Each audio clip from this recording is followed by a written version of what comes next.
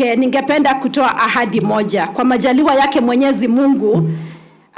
Mnajua watoto wakicheza mahali kama hii na pengine hatuna sehemu nyingine ya kucheza, haswa sehemu kama hii ambayo nimeona kuna vumbi mingi sana. Si ni kweli? Yes. Na mnajua watoto wakicheza mahali vumbi hiko mara nyingi watapata homa. Ni kweli mwalimu? Yes.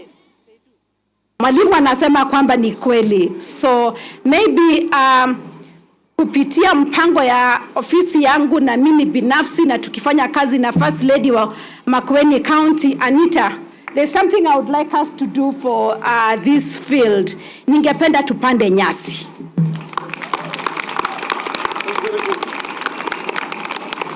Watoto tunakubaliana? Ningependa tupande nyasi hapa, ndio wakati mnakuja kucheza muweze kucheza kwa kiwanja ambayo haitakuwa na vumbi na ambayo haitakupatia homa.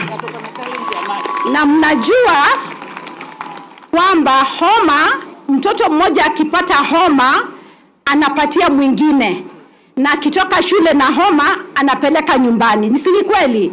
Anapatia pia wazazi na pengine watoto wengine. Lakini nilikaa chini hapa nikajua kitu kimoja, kwamba pengine hamna maji. Si ni kweli? Kwa hivyo tuta drill borehole. Tutachimba shimo ya maji hapa, ili maji ambayo tutapata hapa, na nataka kuamini kwamba Makueni iko na fresh water. Yes. Na hata kama haina fresh water tutajua vile tutafanya. Tungependa hii maji itumike kwa watoto kukunywa, kutumia, tutumie pia kunyunyizia hapa kwa kiwanja, na ikiwezekana iweze kusambaa kwa mashule mengine kama shule iko karibu ama hata kuna soko.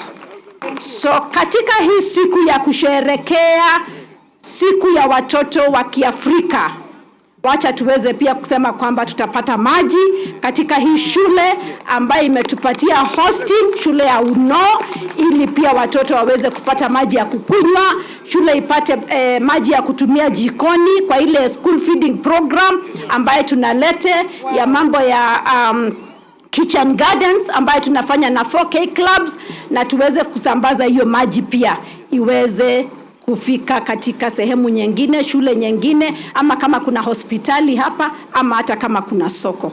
Kwa hivyo hiyo ndio ahadi yangu ambayo ningependa kuacha hapa, tukisherehekea siku ya mtoto Mwafrika.